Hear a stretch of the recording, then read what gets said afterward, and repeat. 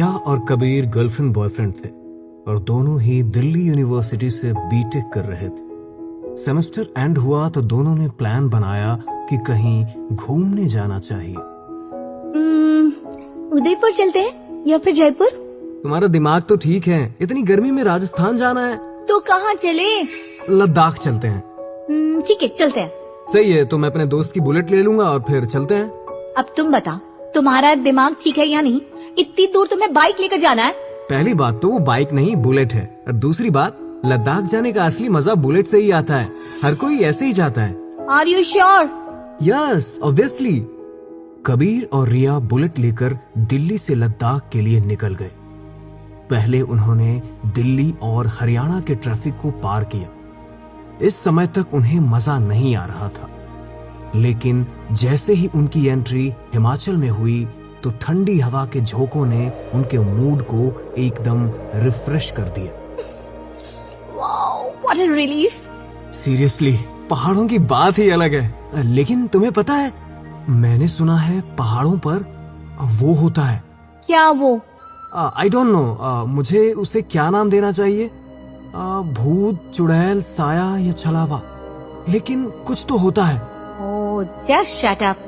तभी अचानक कबीर ने बाइक रोक दी और बोला, अबे यार, ये बीच में भेड़ों का झुंड कहाँ से आ गया? पागल मत बनाओ कबीर, सामने कुछ भी नहीं है, चलो चुपचाप। रिया, मजाक मत करो। सामने इतनी सारी भेड़ है और तुम कह रही हो कुछ है ही नहीं। वो देखो, भेड़ों के साथ एक छोटी सी लड़की भी है। इतनी सी बच्ची इतनी सारी भेड़ें चरा रही है। अरे, पर ये हम लोगों को क्यों देख रही है? कबीर, मुझे डर लग रहा है, प्लीज ऐसे मत बोलो। डर तो मुझे लग रहा है कि ये तुम्हें क्यों नहीं नजर आ रहे हैं। ओह शिट, ये हम लोगों की तरफ क्यों आ रहे हैं? कबीर, बाइक घुमाओ प्लीज, चलो यहाँ से, मुझे डर लग रहा है। बाइक नहीं, बुलेट। पहले भी बता चुका हूँ।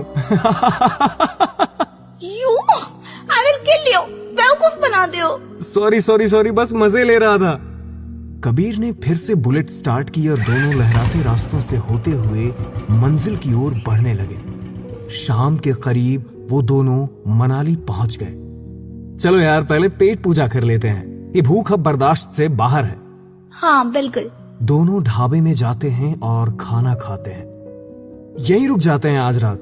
नहीं, जब चल ही रहे तो अब चलते रहते हैं। अभी चलेंगे तो सुबह तक लद्दाख पहुंच जाएंगे। टाइम नहीं है ज्यादा, मम्मी की कॉल आ गई तो वापसी करनी पड़ेगी, फिर तुम कहोगे घूमे नहीं ठीक से। तभी ढाबे वाला बोल पड़ा, बेटा, रात में पहाड़ों में सफर मत करना, अच्छा नहीं होता। यहाँ वो होता है। हमें सब पता है अंकल, क्या होता है क्या नहीं होता है।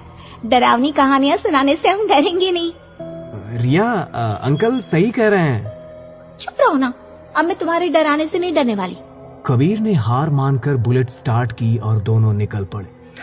रात गहराती जा रही थी और रास्ते में सन्नाटा पसर चुका था। चारों ओर अंधेरा और हवा की आवाज अजीब सी लग रही थी। क्या तुम्हें भी लग रहा है कि कोई देख रहा है? हाँ, मैं देख रही हूँ, बकवास मत करो। अचानक एक बहुत बड़ा ट्रक सामने आ गया, इतना बड़ा कि जैसे वो बुलेट को निगल जाएगा। कबीर ने जोर से ब्रेक मारी और बुलेट एकदम से बाईं ओर झुकी, लेकिन बच गए। हाँ, लेकिन वो ट्रक गया कहाँ? दोनों मुड़े, देखा ट्रक तो गायब था। ये क्या मजाक है? ट्रक इतना बड़ा और अब कुछ भी नहीं। कबीर ने खाई की ओर देखा, वहां भी कुछ नहीं। ये कुछ ठीक नहीं है रिया। अब क्या कर सकते हैं, बस चलते रहो। दोनों ने खुद को संभाला और सफर जारी रखा। कुछ ही घंटों बाद वो लद्दाख के पास पहुंचने वाले थे। वहां उन्हें दिखा कि एक एक्सीडेंट हो रखा था, लेकिन वो रुके नहीं। मुझे ऐसा लगा कोई औरत रो रही थी। अरे जाने दो, यहाँ किसी पचड़े में पड़ना सही नहीं है। थोड़ी दूर जाकर अचानक बुलेट बंद हो गई। अबे यार, ये तो स्टार्ट ही नहीं हो रही। अब क्या करेंगे? देखता हूँ। कबीर बाइक देखने के लिए नीचे बैठ गया। रिया भी उसके पास बैठ गई और तभी अचानक एक कार रुकी। क्या बात है भाई साहब, बुलेट धोखा दे गई क्या? हाँ, जरा हेल्प मिल जाए तो अच्छा होता। जवाब नहीं आया। कबीर ने सिर उठाया तो वहां कोई नहीं था। रिया, कोई था ना यहाँ? तुमने वो आवाज सुनी? हाँ यार, अब ये क्या नया तमाशा है? पहले ट्रक, अब ये। तभी एक आदमी की आवाज आई। इतना परेशान क्यों हो रहे हो बेटा? रोड पर क्यों बैठे हो? ये हमारा गांव है, चाहो तो साइड में टेंट लगा लो, सुबह निकल जाना। जी अंकल, हम यहीं टेंट लगा लेते हैं, यही बेस्ट रहेगा। दोनों ने टेंट लगाया और अंदर जाकर लेट गए।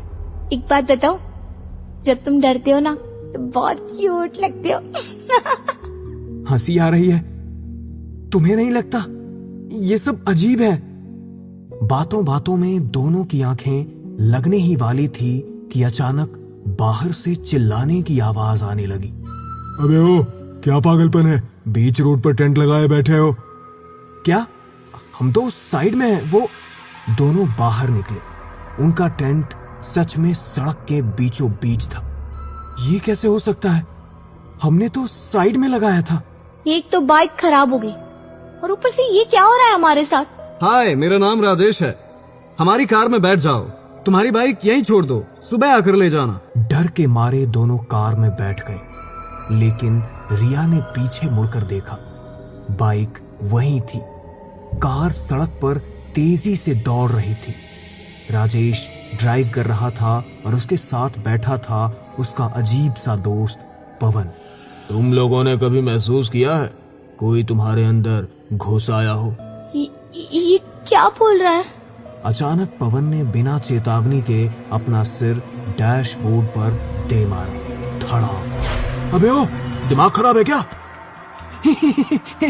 उसने कहा था बाहर आजा, लेकिन मैं अब अंदर ही हूँ, हमेशा के लिए। रिया का चेहरा सफेद पड़ गया। वो पीछे सरकने लगी। राजेश, ये कौन है? अरे डरो मत मैडम, थोड़ा दिमाग से हिला हुआ है, बचपन में छत से गिर गया था, नुकसान नहीं करेगा। रिया ने धीरे से कबीर के कान में फुसफुसाया। मुझे तो भूत से ज्यादा इससे डर लग रहा है। कबीर कुछ कहता, तभी एक काली बुलेट हवा को चीरती हुई उनके पास से निकली। उसका साइलेंसर कुछ ज्यादा ही गूंज रहा था। अबे, ये तो मेरी बाइक है।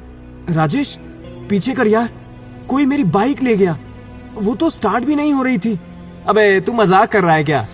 नहीं यार, नंबर देखा मैंने। राजेश ने बिना कुछ पूछे गाड़ी तेज कर दी। बाइक ज्यादा दूर नहीं थी। जब वो पास पहुंचे तो जो उन्होंने देखा वो रोंगटे खड़े कर देने वाला था। अबे ये तो हम ही हैं। बाइक पर हम दोनों। बाइक पर हूबहू कबीर और रिया जैसे दिखने वाले दो लोग बैठे थे और बाइक वाला कबीर जोर जोर से हंस रहा था। अब तुम बहुत पीछे रह गए कबीर, बहुत देर हो गई है। और एक झटके में बाइक की स्पीड ऐसी बढ़ी कि सब कुछ धुंधला हो गया। ये क्या था? एकदम सन्नाटा छा गया। कोई कुछ नहीं बोल पा रहा था। तभी राजेश ने अचानक ब्रेक मारी। अबे कबीर, जरा उतर के देख, शायद टायर में हवा कम है। कबीर कार से उतरकर जैसे ही झुका, राजेश ने जोर से एक्सेलरेटर दबाया। अबे ओ, रुक! कार धूल उड़ाती हुई गायब हो गई। कबीर गुस्से और हैरानी में चिल्लाता रह गया। हे भगवान, अब मैं क्या करूं? 5 मिनट बाद सामने से एक लड़की लड़खड़ाते हुए आती दिखी। वो रिया थी, लेकिन बुरी तरह घायल। कबीर, मैं चलती कार से कूद गई, वो लोग दरिंदे हैं। कबीर उसे पकड़कर लिपट गया। वो कांप रही थी। रिया, तू ठीक है ना? हाँ बस। तभी उसका मोबाइल बजा। स्क्रीन पर दिखा रिया कॉलिंग। कबीर ने डरते हुए फोन उठाया। कबीर, मैं चलती कार से कूद गई हूँ, बहुत दर्द हो रहा है, आ जाओ प्लीज। कबीर की आंखें फैल गई। कबीर के सामने 2 रिया थी। एक उसके सीने से लिपटी कांप रही थी और दूसरी फोन पर मदद की गुहार लगा रही थी। तू कौन है? अब समझे असली कौन है? उसका चेहरा अचानक बदलने लगा। आंखें काली पड़ गई, होंठ नीले और चेहरा पिघलता हुआ सा लगने लगा। कबीर पीछे हटने लगा। उसके हाथ से मोबाइल गिर गए। फोन से अभी भी आवाज आ रही थी। कबीर, कोई मेरा चेहरा ले चुका है, जल्दी आओ। कबीर ने खुद को छुड़ाने की कोशिश की, लेकिन अब वो रिया नहीं थी। वो किसी और ही चीज में बदल चुकी थी। एक सड़ी गली औरत की लाश, जिसकी आंखें उल्टी थी और चेहरा बुरी तरह जला हुआ था। तुम दोनों ने मुझे जलते देखा था, भागे थे, अब भागोगे कहाँ? हम कौन?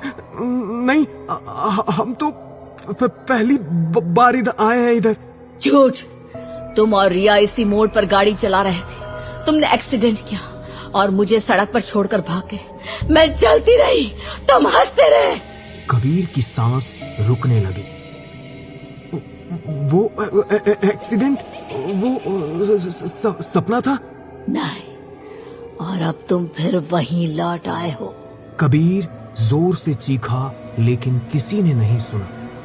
तभी कार की रोशनी फिर से दिखी। असली रिया खून से सनी दौड़ती आई। कबीर भागो, वो मैं नहीं हूँ। कबीर उसकी ओर भागा, लेकिन बीच में वो छाया आ गई। एक बार मरते हैं, बार बार नहीं। छाया ने कबीर और रिया दोनों की गर्दन एक साथ पकड़ ली। दोनों जमीन पर गिर पड़े। आंखें खुली की खुली रह गई। चारों ओर सन्नाटा छा गया।